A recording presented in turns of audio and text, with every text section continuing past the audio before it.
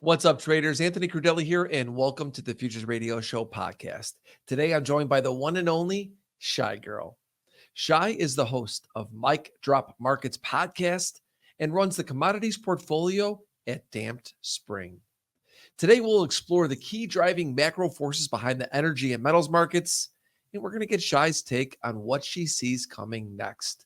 Join us as we discuss the sustainability of gold hitting all-time highs, her outlook on oil, interest rates, silver, and whether natural gas can finally continue to catch a bid after hitting its highest prices since June. We'll get an insightful overview of what each market is doing and how it can impact your positioning moving forward. Let's get started. Today's podcast is sponsored by FTSE Russell and TradeStation. FTSE Russell is the home of the Russell 2000 Index. Did you know that with an 81% share and $1.5 trillion in institutional assets benchmarked, the Russell 2000 is the top choice by far among institutional investors? Like all Russell US indexes, it's rules-based, transparent, and reliable, regularly updated with the latest IPOs and annually rebalanced. To learn more about FTSE Russell and their products, please go to FTSERussell.com. As a futures trader, you can leverage your portfolio even more thanks to TradeStation's reduced margin rates across popular futures products, including intraday rates as low as 10% on select U.S. index futures and low rates on popular energy future products like heating oil and gas. Open an account today and access over 600 CME Group futures products and customize your trading strategies on a sophisticated platform built for advanced traders. Visit tradestation.com/Anthony to learn more.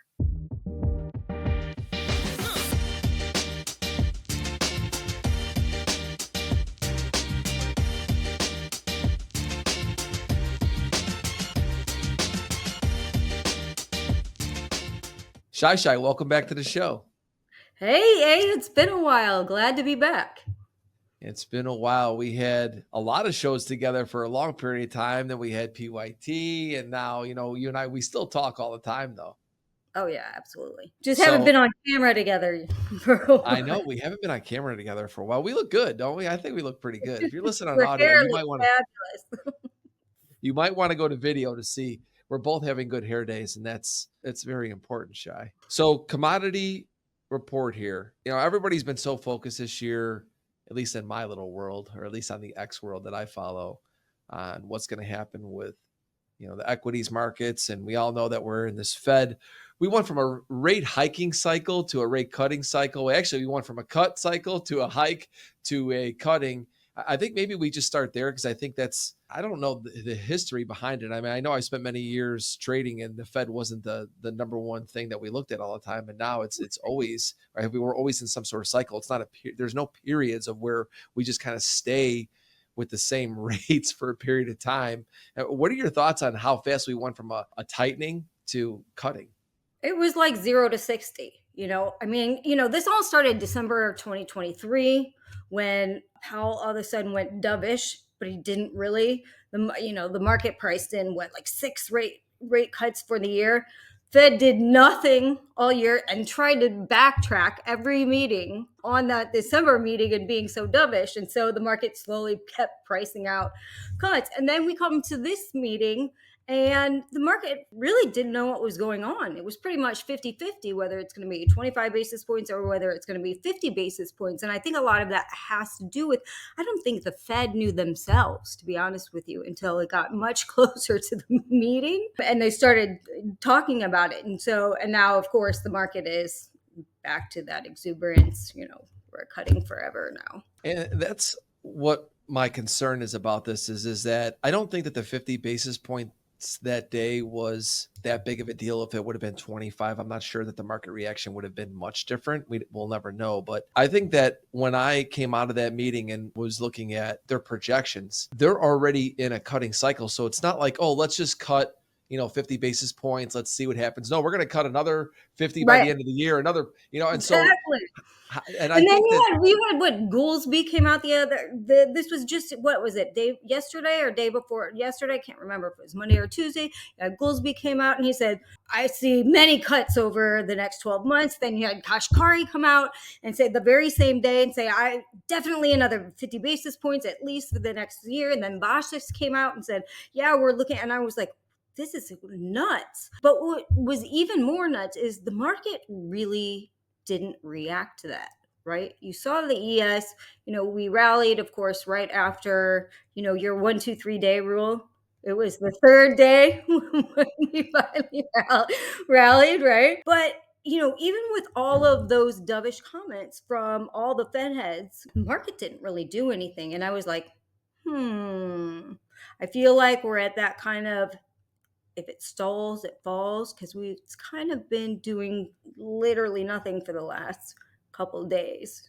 Right. So kind of goes back to that old saying, if it stalls, it falls. So I don't know, just something to be aware of, because if you couldn't have 500 Fed heads come out and tell you how dovish they were and it not move the market a needle, I don't know.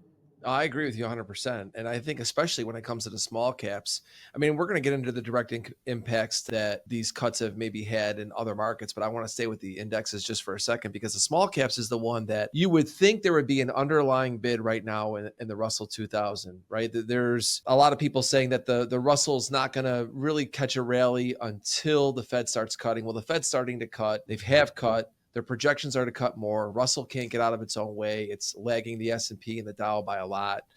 And I'm just curious, what do you think that means? Is there some sign here that maybe these cuts aren't necessarily going to help the Russell because maybe there's some underlying issues that are holding it back? Well, I think that markets got really excited at the beginning, and then they're maybe like, hey, wait a minute, why all of a sudden are we we went from we're not cutting to we're going to have many cuts over the next 12. I mean, that's like a total change. And so that leads you to think, okay, are there underlying issues in either the credit markets or, in labor or in something that we're just not seeing right now?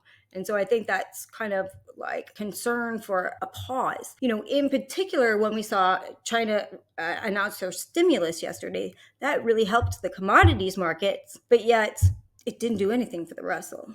Right. And a lot of those, and I only bring that correlation together is because a lot of those companies are in the Russell, particularly in the mining sector. Yeah. And so let's stay on the China stimulus for a second. What immediate impacts have you seen in US markets? Yeah, so it's impacted commodities. Of course, everybody gets excited because, everybody's used to China kind of being the buyer of last resort for all of these commodities.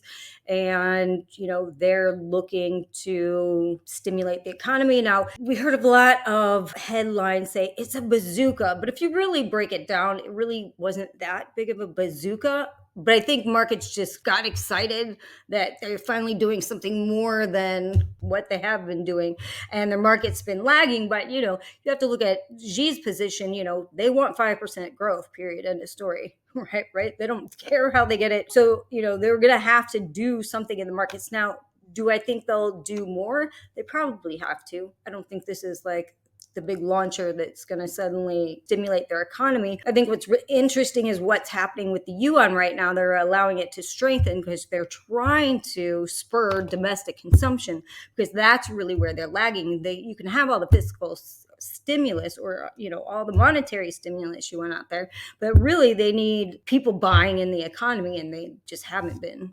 What specific commodities did you see had the greatest impact off of that stimulus news? We had base metals, precious metals. We even had a little bit of a rally in the most hated market, crude oil, right now. We certainly saw nat gas got a bid, which was nice. But I think those were, unfortunately, we didn't see the same thing happening with agriculture as we did, other markets. But it was mostly base metals and precious metals really that got the most attention. Well, let's stay with the metals for now. Gold at all-time highs, silver continuing to run higher. Thoughts on where those markets are? Obviously, we're in the Fed cutting cycle. We've got China stimulus. What are you seeing in those markets? Obviously, that's good news for them. I mean, gold looks very overbought here, but you and I both know overbought can get overbought or So, to watch that. But, I do feel like I personally like gold as an investment. So, what I would like to see this market is chill out a little bit, maybe go sideways for a little bit. I don't like those hyperbolic moves because that implies it's too much of an emotional trade. And then you see a big mean reversion. And so I think gold is a great trade over the long term. But for me personally, I would like it to chill out a little bit here. What's interesting about gold right now is you've got the macro backdrop and you've got it breaking out on a technical basis. So anytime you have macro working with technicals, you're going to have that's a lot of fuel on that fire. Absolutely. And gold is also a market that's either running or it's kind of not, right? I mean, this is why I feel for traders, it's always so difficult because it's like, oh, we're going to break out now, and it doesn't. Now all of a sudden it's breaking out.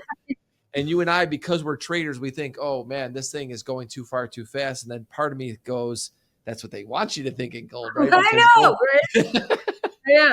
I mean, I certainly think we could see 3,000. I would like it to take a little bit more time than, happen tomorrow, for instance. Yeah, I mean, this thing, it just continues to run. And I want to go back to, you talked about the initial boost that we saw in crude oil. Really, crude oil, this is coming off that Chinese stimulus. Crude oil, and it's really been struggling to hold any rallies, but now it's come to life a little bit off this stimulus. I'm wondering, does that start to get people to get a little concerned about the inflation story, especially since we just cut rates and all of a Yeah. sudden now crude oil's bumping up a little here? Right, absolutely. And one thing about this crude oil market is how short this market is. We're the most short we've ever been in the entire history of the paper market. Really? Ever? Ever. That's crazy. Ever. Yes, so it's very short right now. I think any move, if you saw a move over 75, you're going to see a hella short squeezed out of this market. But at the same time, everybody's short this market. So any rally, they try and short that. That said, we're still in this $69, $70 area. And as I keep stressing, historically speaking, this is a lot higher than it's been. And so I do think that's going to add inflationary pressures. And what's really interesting is that when we look at the 5-year inflation, it's been rallying ever since the Fed cut. So is that market saying, not really sure. I think inflation's probably not over with. So I wouldn't be shocked if we saw, the Fed keeps telling us they have inflation beat, even though we're still holding above 2%, which I always thought that we would. I thought, that we weren't coming back down to 2%. And, I said, I think the last time I was on with you, that they're going to have to accept something over 2%. And apparently they did. My concern is that inflation's coming back. I know there are two camps in this. Everybody says everything's deflationary right now. It's deflationary. But when I'm looking around the edges, I don't think the Fed has this beat by any stretch of the imagination, to be honest with you. And particularly if we continue to see commodities rally. Oh, I mean, no doubt. I mean, that changes the whole story, doesn't it, Shay? Absolutely. I mean, and all I could think about is you talking about the most short ever in crude oil. All I could think about is the roaring kitty coming out and saying, "I'm long." I know. Like Like, it's ripe for that type of move. I mean, it really, really is. I know people don't often pay attention to the COT, but when you have these outsized positions, you got to stand up and take notice of these, right? Because everybody asks, well, what does a COT mean every week? Well, not a lot. But if you see a market is overly long or overly short, that's when I perks up my interest here and say, what's going on here? Because this is ripe for either a long or short squeeze, right? At that point. So just keep an eye on the crude market because I think, even though it hasn't reacted to geopolitical issues and it hasn't reacted, all it can take is, again, a move of over 75 and you could see a huge short squeeze and nothing would spark it. Like wouldn't have to have an underlying issue. It would just be solely because of how people are positioned in that market. Yeah, I want to talk about that just a little bit more because I think it's such an interesting scenario to be happening right now for that many shorts to be sitting there in the crude oil market. What's a lot of the thinking behind these bigger, funds and institutional sides of people getting short oil? Like, what's the rationality behind it? Obviously, price going lower, but to take on futures in that kind of capacity with that many shorts, I'm wondering if there's maybe something we don't know as to why it's happening. I think that people are worried about the fact that you had those voluntary cuts from OPEC. So you know that they can bring those barrels back onto market because they brought this on themselves. They brought the idea up in the June meeting and said, if the market is ripe for it, we'll start tapering those voluntary cuts. That's 2.1 million barrels starting in October. Now, since then, of course, oil prices have come down significantly, and they said, okay, well, that's pushed off till next year. So, which is not very surprising. But I think that put a lot of funds on alert, and we're like, well, I guess OPEC could just unleash again because they have the capacity to do so. And so when they do, I want to be prepared for it. And I see the market going lower, and in the background of that, of course, we've had the China disaster kind of going on, what's been going on in that market. But really, the interesting thing about everybody using this China thing kind of as an excuse for the last 2 years on oil is that their natural gas and oil purchases are at all-time highs. Nothing's changed, but somehow this narrative has gotten ingrained in people. And so they're just saying, well, China market's terrible right now, manufacturing is down, sentiment's down, smelting is down. But in reality, at least as far as the energy market is concerned, their purchases are at all-time highs.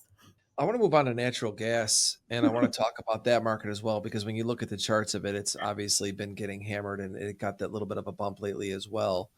And I hear a lot of talk about natural gas potentially being a fuel to help with the powering of AI. As we know, AI is obviously a big topic this year. And Huge. also, I mean, why is crude oil also not playing a role in that? I guess I go back to, like, there's so many people shorting it versus people buying it for the energy. I mean, I guess it's a little, I'm a little confused as to that story and how there's supposed to be demand for the energy, but yet the two biggest energy markets, they Right. can't hold a rally. Well, I think if we look at crude oil, its positioning, and also, we don't use crude oil for direct power burn. Now, we do use natural gas for direct power burn. And so I think that market is actually starting to perk up. I mean, we were like at $1.80 a few months ago. We're at 260. And so I think that market is starting to perk up a little bit, particularly when we're talking about data centers and demand. Is you're going to need domestic demand, forget the LNG whole aspect of that and shipping that off to other countries. Now we're talking about they need 5 megawatts of power for each demand center. That's equal to 5 nuclear centers for each data center is what they're talking about, the needs right now. Now, wind and solar certainly can't handle that because it's an intermittent power. Well, there's a whole host of problems. I could go on for an hour about it, but it's intermittent power. We don't have battery for it. And a lot of times what happens is that where you have to place wind and solar is so far away from where you're shipping that to that it brings on problems for the grid. I won't go into the basics for it, but there's a whole host of problems with wind and solar. So you certainly can't power data centers with wind and solar. So you're either going to need nuclear or you're going to need nat gas. I mean, that's just a fact. So, I think we're just getting, or nat gas is just sniffing that out a little bit. So, which is good. We have a ton of nat gas. We should use it. It's one of the cleanest burning fuels. Let's use it. And nuclear, if you want to build an entire, forget SMRs, if you want to build like a nuclear site, your permitting alone takes 10 years. They want to build these data centers. They want to build them now. So what are you going to use? You're going to have to use nat gas because we have it right now. So what do you see happening with the future price of nat gas? I think nat gas. It has its, you'll see $8 nat gas and it goes back to $1.80. Like, this is just what it does. It's a crazy market. We know it's the widowmaker market. And so, I think that if these data centers come to fruition and these utility companies need more nat gas, I think we could see where instead of, $1 to $2 in nat gas, which has been kind of the long-term pricing, we could maybe see $3 to $4. Even though that still sounds like nothing, that's a huge move for nat gas, right? And I think, you're still going to see spikes and everything. And I think it's also going to depend on, does the new administration come along and they release those export permits that they put on hold and things of that nature. So I think it's a great market. We have a ton of it, which is kind of the problem. And, we have a lot of nat gas that has nowhere to go because we don't have pipelines. And so all we need to do is build out some more infrastructure, and the global demand is there and domestic demand is there. So before we wrap up today, I mean, we started off talking about rates, and then we got into how gold's at all-time highs, and we have gold that is really supported by the macro picture and the technical picture. You look at all these commodities, really my number one resource for what's happening in the commodities markets. Is there anything else out there that's got your eye when you're looking at the markets? And maybe it is crude oil or natural gas or things we've talked about, but that has a macro backdrop coinciding with a technical one that really gives us maybe a leg up as to what we could see in future pricing? I like silver. I still like silver. You know why I like silver? I like silver because one, hasn't moved like gold has. Two, it's more shorted. It's also another market that's so shorted right now. And it's not only a precious metal, but it has industrial uses as well. And so, I think that we could see, I think that could be the next move in the market. Like, I definitely could see $40 silver in a very short period of time if we continue to rise a little bit and some of those shorts start getting squeezed out of the market. And again, demand is there. And if we look at supply, we're 260 million tons short silver this year, and it's going to be more next year. And so, the fundamentals have been there. It's just silver is a very difficult trade, as you know, and it moves like the redheaded stepchild. So, but I definitely think the fundamentals and the technicals are there and the positioning is there that we could see a definite breakout. I also think you should be paying attention to copper because, copper kind of held that $4 when everybody's talking recession, global recession, whatever. We had that pullback from $5 back down to 4, but we're back up to $4.50 right now. And that's pretty amazing when everybody's still talking about global recession. And so, and certainly, China news, if they do have any sort of stimulus in the manufacturing sector, that'll help as well. So keep your eye on copper because it is kind of the global litmus test to, are we in a recessionary environment? Are we not in a recessionary environment, et cetera? And I think there's a lot of really interesting things happening in emerging markets that are going to kind of take people's eyes off China as being the only buyer of all of these materials. So I guess the last question I have for you is then how does like silver and copper, if those charts continuing to move higher, how does that feed into inflation?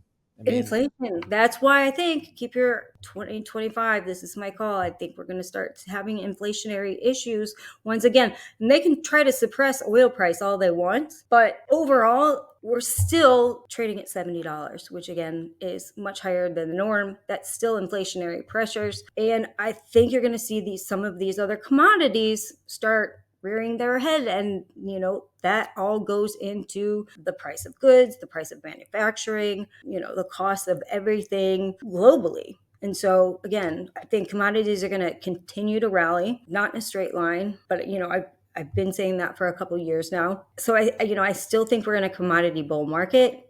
Again, with commodities, they're very volatile. You're going to have stops and starts, but the overall trajectory is up. Look at a monthly chart instead of your 5-minute chart. Yeah, no doubt. You mentioned recession 2025. Do you see one? Not in the foreseeable future. Thoughts on that? I have no idea. Every time, everybody says there's going to be a recession, and every time there's going to be a recession, suddenly the Fed steps in and tries to manipulate the market, right? How they do. I don't know if they have all the levers to do it. I mean, you have the Treasury has their levers too. They can certainly manipulate the yield curve. They can, sell long dated, short dated, whatever bonds out there. I mean, you have the Fed tightening for the last 2 years, and then you have Janet Yellen on the other hand selling bonds like a crazy woman. So I mean, kind of balances each other. So again, like I said, I think watch the commodity markets. I think inflation is not dead. I think it's going to rear its head in 2025 again. And we'll see how the Fed handles it at that point. I mean, let's see who's Fed chair and let's see who's Treasury Secretary at that point. Yeah, no, well said. And I completely agree with you. Shai, you're the best. You are really the best. I mean, you're really, I always say this, you're the hardest working person I know in this business. And it's always great to see you. And I know you and we've got some cool and exciting things coming up, everybody. So stay tuned more from Shai and myself, and plug everybody, let everybody know where they can find you. Your Mic Drop Markets is just continues to grow. You just had Lynn Alden on. I mean, you get the best guests. It's the best podcast out there right now. Oh, isn't it? It is the best. So at Mic Drop Markets, I do every Wednesday spaces. We do have a YouTube channel that we're trying to build, which is more of a one-on-one, kind of a different format than the spaces is, but we're on YouTube now. And obviously every Wednesday from 11 a.m. Eastern to 12 p.m. Eastern is my spaces right on Twitter. And you can also find my alpha and beta portfolio allocation at dampspring.com under the Chigrl tab. Yeah, you've been killing it over there. I love that whole crew. You guys are fantastic. Shai, you're the best. Thank you so much for coming back on. Thank you. Always a pleasure.